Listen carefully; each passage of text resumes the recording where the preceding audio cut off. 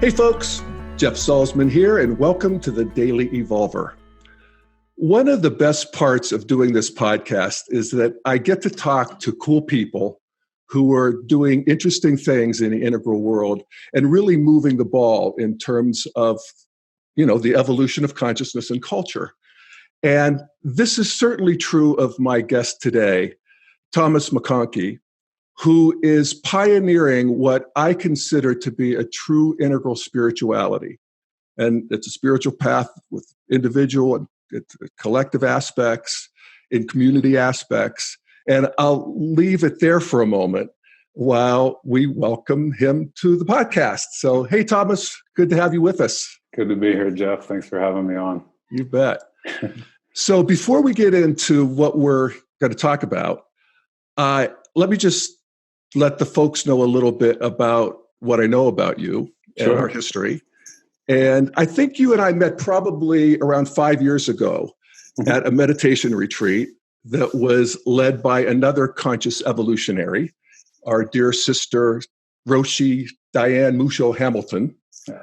And shortly thereafter, I don't know how we got to know each other because it was a silent retreat. I mean, however did we do that, Tom? Anyway, shortly after that, you published your book, Navigating Mormon Faith Crisis. And we did an episode of the Daily Evolver, and you told the story of your, awakening in a sense. And you were a good Mormon boy raised in a good Mormon family. And you had a crisis of faith as a young man where you left home and hearth and went off on a classic hero's journey, basically, right? Around the world a couple times and drinking of all the many fountains and newly bereft spiritual seeker. I mean, it's so romantic, right? Keep going, Jeff. You're doing amazing. I love it. Well, okay. And I think, where you have landed has been a true integral space where you were guided by integral theory in a lot of this, weren't you? Absolutely. I mean, so you knew about this as you were doing. So, that really helps the spiritual path because we see all of the pieces that all the fountains we can drink of. And ultimately, this led you, I guess, 13 years later, right? Back to where you started. And it's funny how that works. It was, from leaving the Mormon church to coming home was more like 20 years. Oh, really? Yeah. Wow. Yeah. So back to Salt Lake City, where you have been putting what you learned into practice with other people. Yeah. And right. I guess we'll just start there. So why don't you tell me or tell us a little bit about what you're doing? You have an organization called Lower Lights, and you're working with people through that. And it's very interesting. So just to start there.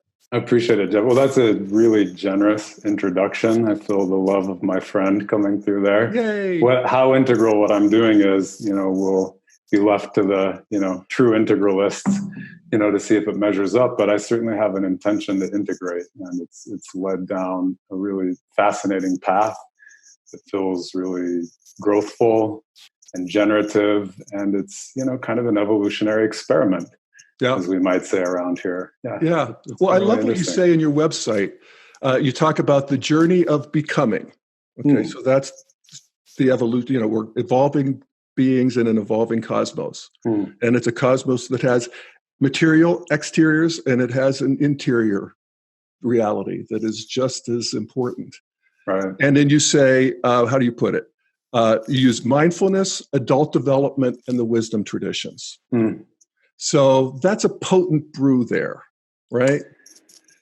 And you're doing it with, why don't you just give us a sense of the Sangha that you have and what you're actually doing, and we'll tease it apart. At the moment, I just feel kind of prompted to talk about the name, like why Lower Lights. It's an obscure metaphor, even, for people in the Christian tradition that metaphor comes from. But Lower Lights, it's an allusion to a Protestant hymn from the 19th century. And it's a bit of a story about people at sea who are coming into the last stretches of their long journey. And, in pre-modern times, before we had GPS and sophisticated electronics, mariners would orient, across huge spaces of ocean using the upper lights, the sun, the stars, the moon.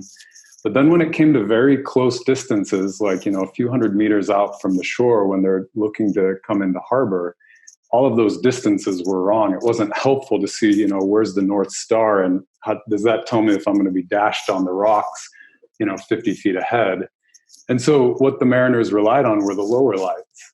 And the lower lights, it was the light generated by human beings, by the community. It was the lighthouses and the hearths, lined up along the shore. And to me, it's a beautiful integral metaphor that there is eros, there's ascension, there's transcendence. But when we really transcend, the completion of that movement of spiritual transformation is the descending current. How do we bring divine light into the world in service of other human beings and all of life and beyond? So lower lights, it's our invitation to grow and evolve and wake up and, call this light down into form through all of us. And that's what we hope to do at Lower Lights. That's what we're trying to do on a daily basis. Yeah. Yeah, I love that. It has that grounded, rooted quality to it. And you talk about that you're doing practices and as you put it, and even rituals. I love that. Parenthetical.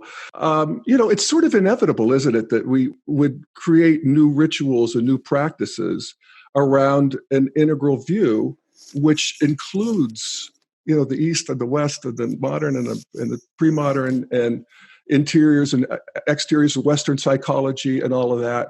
Yeah. So, what are you actually doing with people? It's a good question. Well, in a couple hours after I talk to you, we're heading down, to an artist's colony in central Utah called Spring City. And we're going to start, it's going to be, like a 2-day retreat with our community, a group of 60 people or so. And we're going to start the day off with, silence. People are going to come into the field, the container in silence, spend some time, meditating, like you might see in a Zen monastery, some Zazen, some Kinhin walking meditation. And then, we're going to do work practice in silence. And can we carry our practice into the day with us, washing dishes, cutting vegetables, gathering wood. From there we have time in nature. And also, like, after the nature practice, coming back together and starting to move into more of a we space, right? So, like, what is it like to be eyes open, wide awake, and, recognizing in the moment that, the same spirit that animates me and looks out through my eyes sees back through another set of eyes, seemingly. So it's and then there's fire and song and dance and celebration. So, that's an example of, we're community building and hope to be informed by integral methodologies, but are also very concrete in terms of our sense of place. We're in Utah, so there's a Mormon community, and there are, those sensibilities that come with that. Yeah. That's just a little taste of what's happening, Friday. Yeah. So what I love about it is, one of the ways we could think about an integral spirituality, which again is inevitable to me, at least, that the human beings are going to grow into that, is that it includes the first, second, and third person. So you have, typically we think of the first person as our own interiors, and that's the world that we explore through meditation. And we find out that, wait, just sitting here and being bored is really interesting because I get to see this whole show instead of just compulsively play it out. And that itself expands our awareness. The obvious second person is you're doing it in community with other people, and that there's a beauty to that and a magic to that, and human beings really long for that. But the other second person that's often left out, particularly of progressive spirituality, are the eyes that are seeing us back. That second person who sees me and loves me. And it's mysterious, yet I'm lit up and I'm a better person when I know I'm being seen and loved and cared for. And I, get confused about it beyond that. But that was a big step for me to get that back, having been a good Christian boy, fundamentalist basically, and then losing my religion as well, was the piece that really felt so sweet was being seen and loved by God. So that's second person. And then the third person is knowing where you are, the Mormon lineage for sure, but also just the Utah and nature and appreciating that and fires and all of the elements. Yeah. And, that was the religion for most of human history, was just worshiping, if you call it worshiping, it's just being lived by the nature spirits.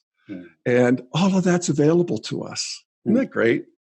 Preach, Jeff. I love it. Man. Yeah, you're speaking right to my heart. This is what we do. Yeah. And by the way, let me just pause and give you a kudos. 60 people, that's a solid Sangha. That's 60 human beings. Yeah.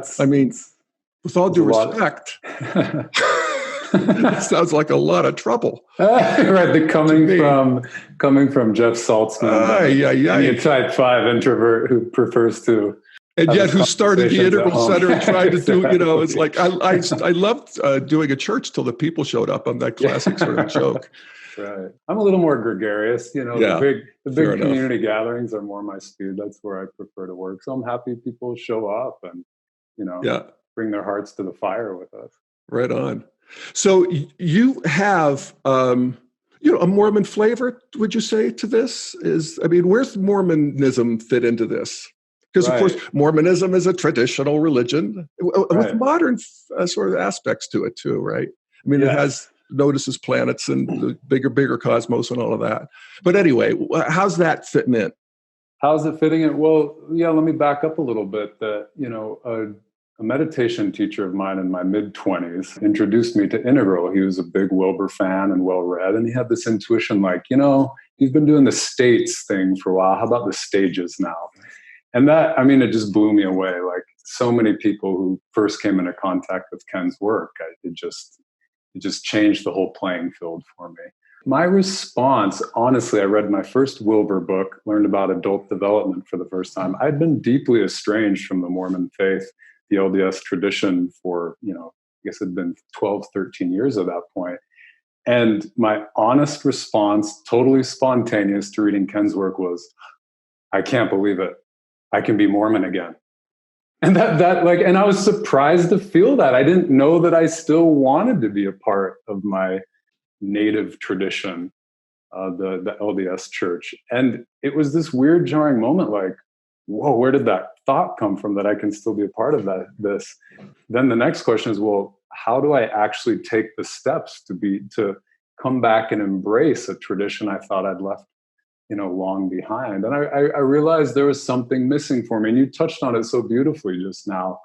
We can study models of adult development.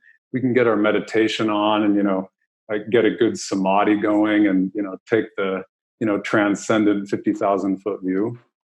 But there is something about being in a neighborhood and in a family that sang certain songs and told certain stories. Like, there was a whole anthropology and culture and history that wove me to my family and my community in an utterly unique way.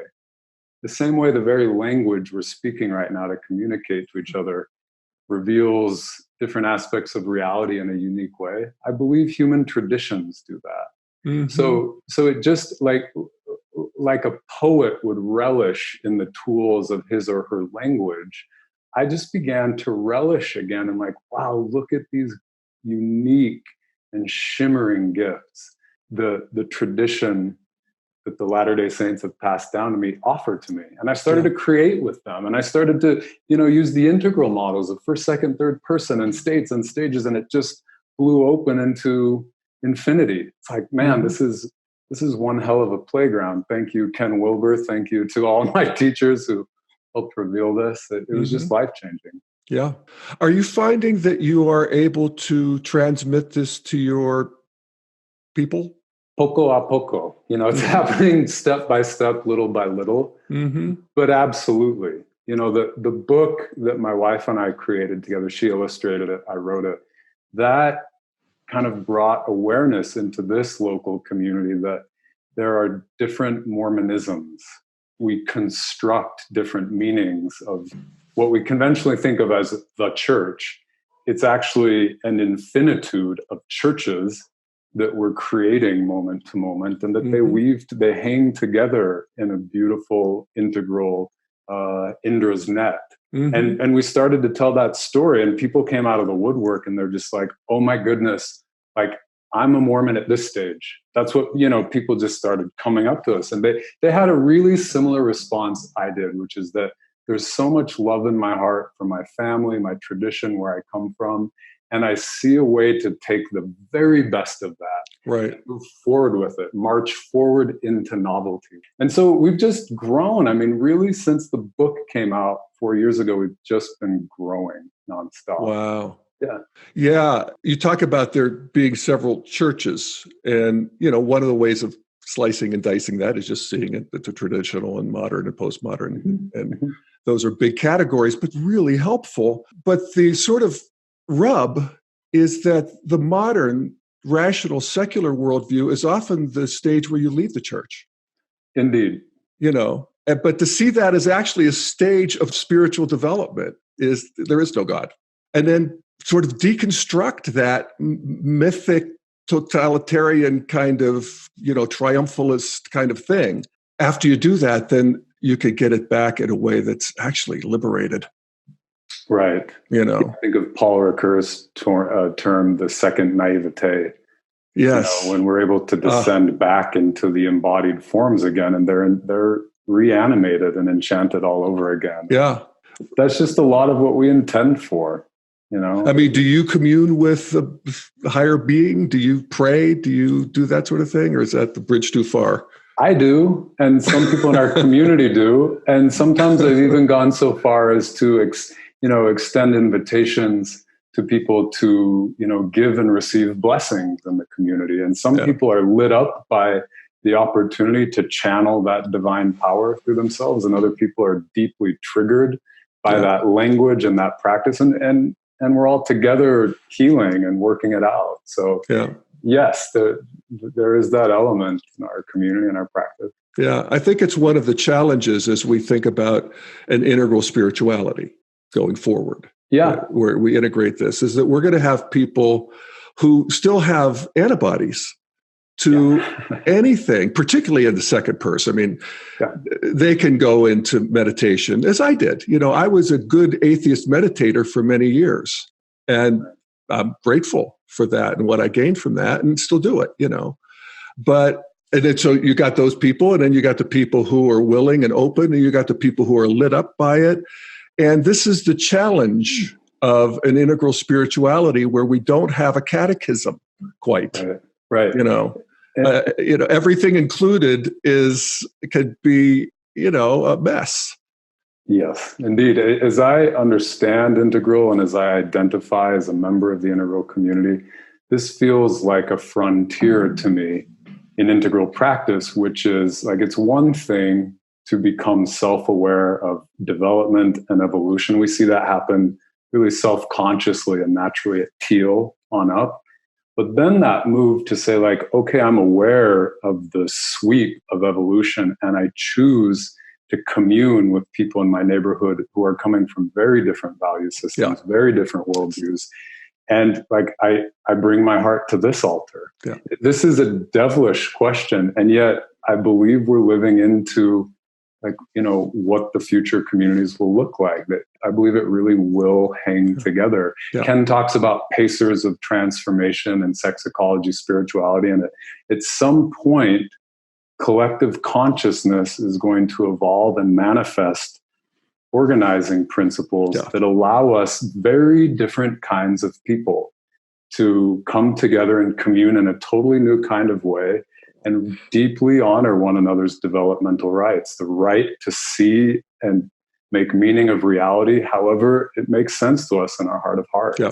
But still be together in that. Yeah. It's daunting. That's yet to come. Yeah. But thank you for your pioneering efforts. Yeah. Go ahead. Well, let me just read you something you wrote. Because I love what you wrote. Your website is very inspiring just to go read. I would encourage people to visit lowerlights.com or something, probably. Lowerlightswisdom.org, yeah.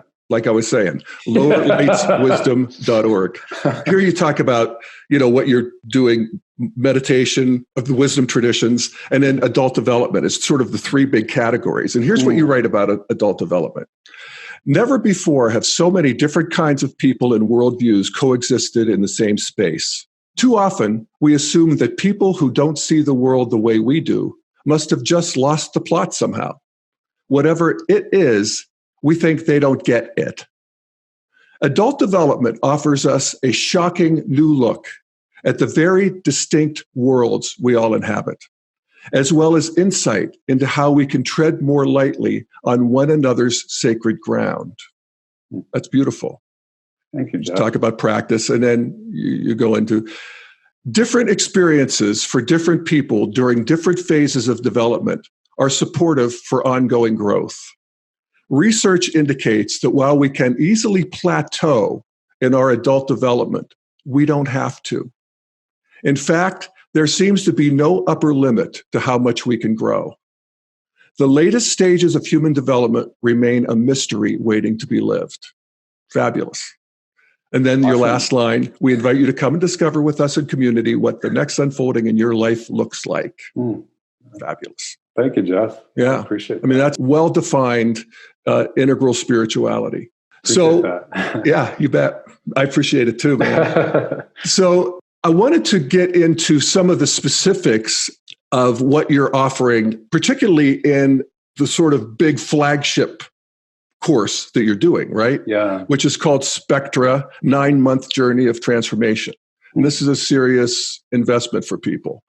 So what it is you're going to have a group of 25 people. And this is something you've done for a long time, right? And you do it with Terry O'Fallon and Kim Barta and John Kessler, right? Yes, that's the current faculty. Yeah. And it's a 9-month program, 4 5-day retreats. Yeah, 4 sessions during the 9 months. That might move up to 5 sessions in our next cohort for reasons we may or may not get into. But so it's at a retreat center outside of Portland, Oregon. That's right. And the $6,500 plus it's going to be a couple grand for lodging and travel or whatever. So it's a serious investment. It is. Yeah. And I love that. I actually feel like we need mini monasteries in the integral world so that, a certain number of people who are really called to this can go deep. Yeah. And, really work with this in community. And as you put it, extend your leading developmental edge while developing strength and robustness within your current developmental skills. And I love that. So would you talk about, and you do in this course, the embodiment of both individual and collective evolution? I think we get the individual part, most of us, the spiritual path and spiritual practices are generally organized around the individual, the first person. But what's a second person? How would you define that? Yeah, absolutely. When we start to talk about this flagship program, Spectra, and start to talk about cohort learning, I need to just really tip my hat to Pacific Integral because, that's where I was brought into cohort learning, where I was trained up and was just blown away by the power of holding a collective practice in a developmental context. So my friends at Pacific Integral, just lots of love to them, and definitely check out their work as pioneers in this area. Right on. Terry O'Fallon is one of the founders of Pacific Integral, and got really interested in my work in the LDS tradition over the years, and saw what I was looking to do with it, and had this insight that if, in her words, she said, if we push into the bones of this tradition, what we learn and what we discover will apply to all traditions. So from early on, she was really interested in collaborating, and we decided to put a cohort program together specifically, in the lower lights context. So what does that mean? And I'll get to your question specifically about collective development, but I feel like this will help us set up a little bit. The curriculum that we're working with in Spectra, I believe, is really unique. We're focusing on states of consciousness. In integral speak, gross, subtle, causal, non-dual. How do we really develop agility with these particular states, and recognize how different reality presents itself when we look from these different states consciousness. And then the stages, which I don't need to say much more about, but that's a really important part of our learning. But something that's really helpful here to clarify a touch, you've been using the word wisdom traditions, because we use that a lot at Lower Lights, and we're very purposeful about this, meaning we recognize that people from all over the planet come from particular traditions. Yes, we have more LDS people than not in this geography, but we also have, sixth generation people from pioneer stock whose parents finally left the church a generation ago. And so now they're growing up in an atheist agnostic environment. And we hold science and modern knowledge as another wisdom tradition. And we had somebody who was raised in this tradition, quote, Carl Sagan as one of their guiding lights in their lifetime. And let's hold that as seriously as we would hold Christianity or Buddhism or Hinduism. And we have, actually, science is the thing that shows us the whole evolutionary view, basically. Right. I mean, not only is an integral spirituality not against science or in conflict, it's actually possible, made possible. Right. Yes. Because we know that 13.8 years ago, or billion years ago, nothing blew into something and has evolved into us. That's our story right now. We'll see what the story is in 10,000 years. That story. I don't want to make trouble to that belief system. but exactly, I mean, people come from somewhere. And we refer to this as wisdom tradition, to like, what does it mean to really work the soil on the plot of land where you were born, like work it deeply and really honor family, ancestry, lineage, tradition. And that has been just a beautiful flowering in the Spectra program, to see people come alive in that learning and to see them growing down and really filling out the bandwidth and potential of what sometimes we look at as like, oh, those are earlier stages of development, but those are foundational. And if we can have loving hearts and expressions of service and creativity from these foundational levels of development, it sets us up for healthier meta-aware living when we're growing into the later stages of development. So that is a key piece in the Spectra program, is really creating supports that help people mine their traditions. Mine is a bit of a, too capitalistic a metaphor to really work that soil and bring forth a new harvest out of all of these gifts we've been given by our ancestors and lineage. Yeah. So that's a glimpse of the Spectra curriculum. In terms of like collective practice, let me just give you a very concrete example of what we mean by this. I was at a conference a couple months ago. The people who put on the conference and held the conference were absolute luminaries, more awake than me, more developed than me, I would guess, by any count. And we spent a few days there, like conferencing and having conversations. And 90% of that conference played out with, people sitting in rows of chairs and looking at the front of the room at people, experts, true experts, like experts in the best sense of the word, offering their insights and their wisdom. Now, nothing wrong with that. I learned a lot. And I thought it was really telling after the conference was coming to an end. Someone who had traveled from afar to be at this conference was just furious, was just fuming, just like where's, and this person was young, I might add. And he or she was saying that, like, I came all this distance to share myself and give to this collective. And I'm just sitting in rows, like looking at the front of the room, like we've done in universities for the last several hundred years. And it's an example of just because we're awake and, developed, whatever that means, it doesn't mean that we've evolved the forms and the supports that allow that same wakefulness and divine light to flow through us as a collective. Absolutely. So we need to tend to collective development in new ways that we're still learning a lot about. And that practice that's what really rocked my world at Pacific Integral. And when I had my first taste of a cohort experience, It was just recognizing, wow, we developed this in Christianity. We'd call it the body of Christ. We developed this collective being the same way we develop an individual being. And that requires all sorts of skillfulness and support and so forth. So, well, for most of human history, the idea of a spiritual life would be unthinkable without it being in a collective. Right. With a congregation or a sangha. Right. And absolutely, it's just sort of basic integral practice in a way that we want to, rework the previous soil that we've rejected.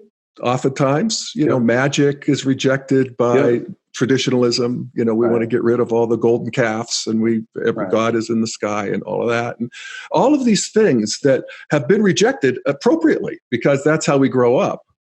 It's like a human being looking at their childhood. I actually want some of that magic back. Right. That I had when I was 5. Right. And I want to have some of that sort of wide-eyed innocence, and I want to see the sparkle, and I want to see, so that's just basic integral practice. And to do that, consciously is, absolutely. It's really, the trick. My wife is in this current cohort. She helped create the book and create the community Lower Lights with me. And recently, in the Spectra program, she shared a journal entry with the cohort about her inner landscape, like what's moving in her. And, Gloria, my wife, is first generation American, parents immigrated from Korea. And she's just going deep into Confucianism. She just has this insight like, wow, these patterns, this intelligence that has informed so much of humanity over the last couple of thousands of years, like it's still in me, it's still moving me. And as I look closer at it, I'm discovering, wow, like there was a schism hundreds of years ago. One school was totally mystical, the other school was totally pragmatic, and the pragmatic school won out. And we've been living in the consequences of that ever since. Like they always do. I know, we got to rally, mystics. Yeah, this is unacceptable. Exactly. We got to march on these. Anyway. But it's an example. Gloria is the only Korean American in our current cohort, and she's the first person to ask about Confucianism deeply. But when she goes into that deeply, the whole board lights up with people saying, I could switch out all of your questions and put Catholic there, or I could put Hinduism there. And it's such an exciting glimpse of this integral network where it's trans lineage, right? There are principles that weave our lineages together like an arabesque. The surface structures vary, but the universal realities that underlie, we all intuit, and we celebrate in each other, and we're enriched for being in that context together. Well, maybe you just described what we were questioning earlier about, like, what is this new sort of organizational principle that's going to hold all these different people? Right.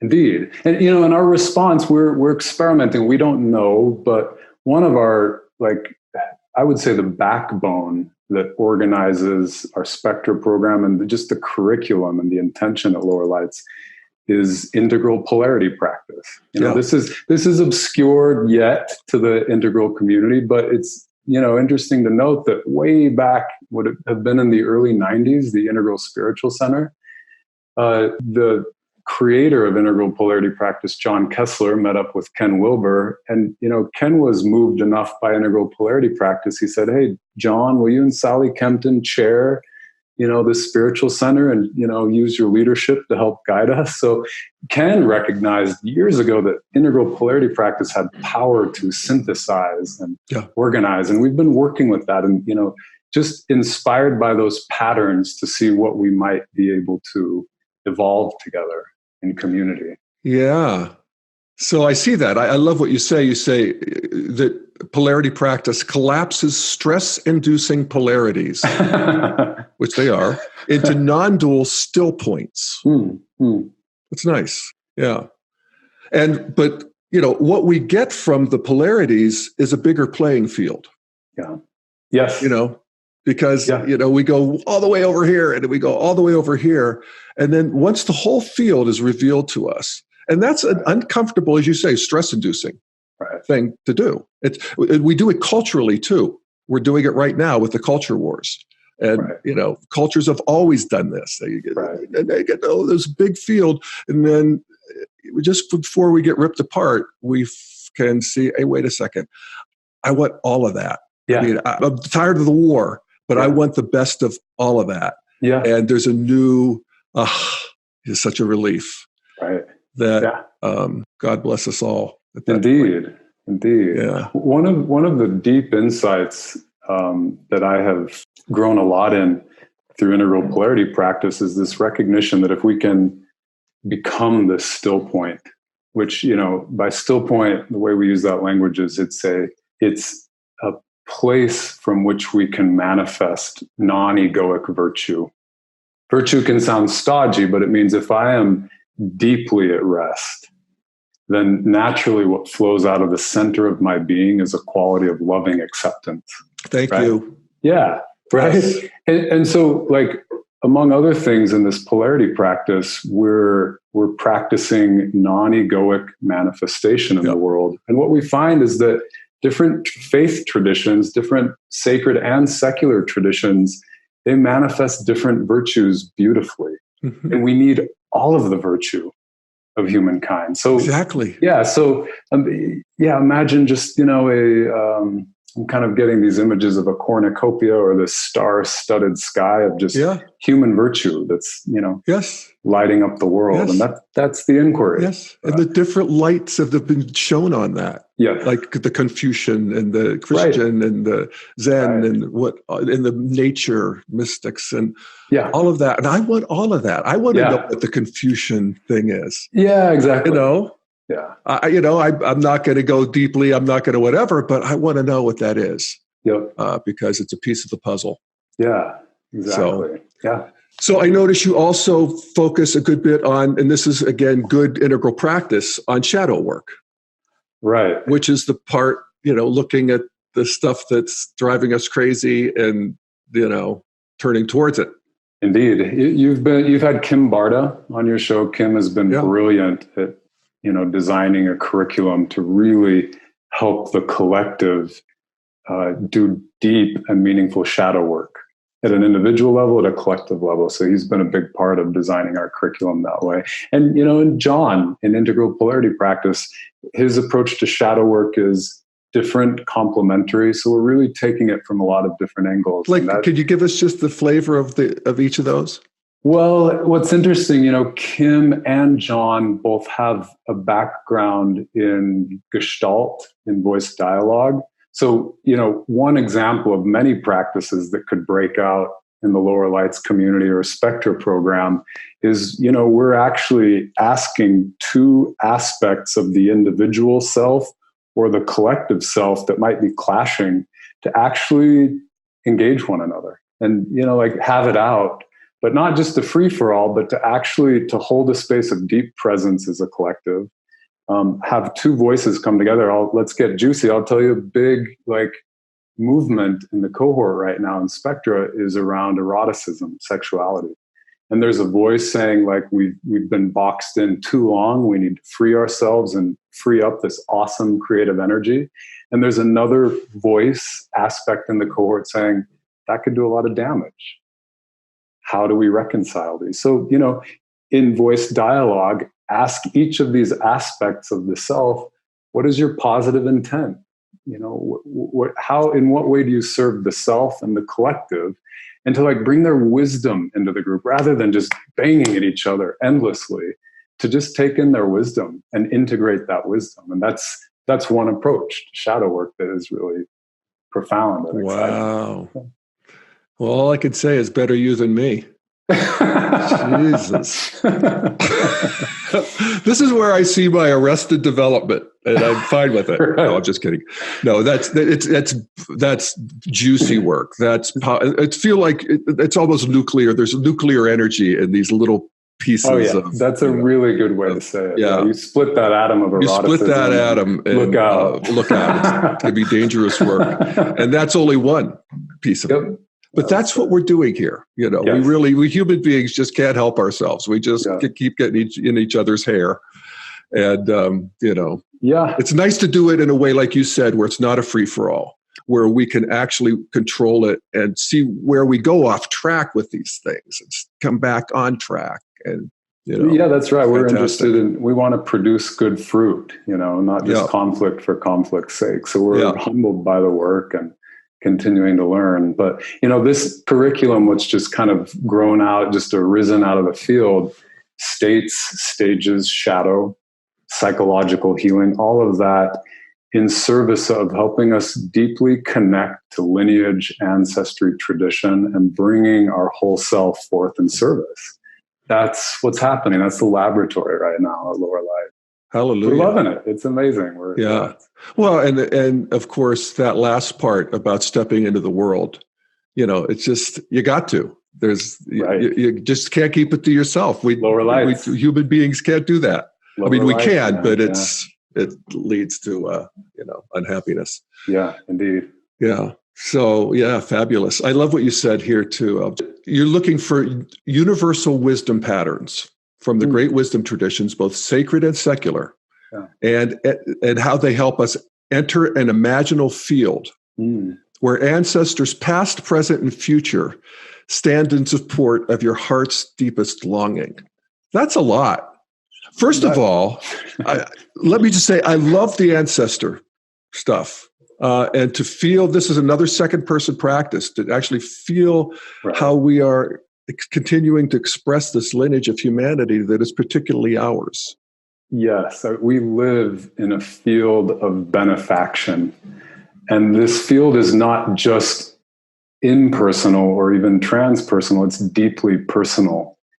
From a particular worldview, there are angels and ancestors in heaven eager for our success. And to live in that is human. Yeah. It's humanizing. Yeah, it really is. And I think this is where the Mormon sort of lineage really helps fill out the picture, right? Totally. Because you're all in on these angels and things. Well, angelology, but just like, Salt Lake City is the genealogical headquarters of the planet. If you want to do some deep investigating on your family, come to Salt Lake and stay with me. Come say hello.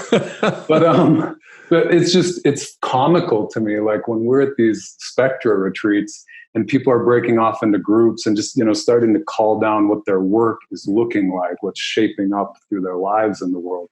I hear people getting excited about, I have this great uncle who had this dream and this vision. People are going back generations to obscure ancestors. And it's actually lighting up part of them. It's as if this ancestor is fulfilling a dream and a longing through their progeny. And that's always been so, right? I say this and we all know this, but to actually live it and embody it and give ourselves to it it's such an amazing. Oh my God. And again, this is religion for most of human history. Yes, exactly. It's all online. And then we thought, well, that's stupid. Right. And we think we're right. It's so funny, Yeah. So there's that. But then you throw in this other thing, your ancestors past, present, and future. I love that. What's up with that? My future ancestors? Yeah, your future great-great-grandfather. Wow. And your great-great-grandson from the distant past. Wow. It's that, time is just another thing we see through. And when we really engage in this kind of practice, we recognize that everything we've ever loved, everything we will ever love is present and speaking and animating. And we express that right now. Oh, yeah. There's a Whitman poem that I wish I could remember that is right on the money with that. Wow. That's fantastic. And it leads me into, we'll sort of wind up with some of the bigger questions here. So when I was doing the, integral evolutionary catechism about 13.8 billion years ago, and you had a little bit of a glitch of the system there. What's up with that? What you got something to add to that, or to the 13.8 billion years? Well, yeah. I love it. We're coming back to this. Yeah. I'll just say, I'm just spinning a yarn like you and everyone else, right? Who knows? But an image that's come to me that's filled me with wonder, and to me, I've just noticed in my own journey when I'm filled with awe and wonder, that's usually a good sign. Like, okay, that fruit tastes good. But I imagine, what we call 13.8 billion years, it feels like an in-breath and an out-breath, timeless, formless expansion and contraction. And maybe we're just looking at a single out-breath that is 13.8 billion years old in one particular corner of the multiverse. And what we disappear back into, how old is that? And how many breaths does the infinite take in and out? And to time even makes sense. Yeah, to me, it reminds me, like, so I can't even comprehend 13.8 billion years. It's too much time to comprehend, even if Neil deGrasse Tyson puts it on like a 1 month map for me and walks around. I love that map. Yeah. Pyrotechnics, it's awesome. But even when he does that, it's still too much time. But then just remembering that, maybe this is just one out breath. Yeah. And, 13.8 becomes who knows. And I just, my heart just falls silent. I was just going to say, Thomas, you're stopping my mind. But we have a podcast to do here. Wow, man. Well, that's a good way to wrap it up. I agree. Mind stopped. Mind. Yeah, body, mind dropped. Yeah, body, mind dropped. Exactly. Well, Thomas McConkie, thank you so much for joining us today. And if people want to know more, where might they go? lowerlightswisdom.org/Spectra, where you can just find your way along the website. Check us out and send us some love. Get involved. Are there ways that people can get involved without being in Salt Lake City? I mean, I know the retreats are available for everybody, but is there a virtual community or anything like that? We have online offerings. Yes, there are ways people can get involved. One thing I want to say briefly is that, Lower Lights grew out of a local yearning in this particular geography. But, just drop into your body for a moment, take a few breaths and sense into what are the divides in your community? And like, how can you bring those polarities into a unity? So we're one expression of like, okay, there's a religious secular divide in Salt Lake. And, that's not going to cut it in the 21st century. We got to do better. But somewhere else, there are more profound racial divides or political divides or gender divides. And, the invitation, get to know us to the extent that we're inspiring as a case study, but then express your own. I mean, I believe we're an expression of something that wants to happen everywhere. Yeah, that's where the integral community comes in, and we're proud to be a part of it. Well, again, hallelujah. Hallelujah. Hallelujah. All right, Thomas. Well, thank you so much. And thank you, everybody, for listening to The Daily Evolver. We'll see you next time.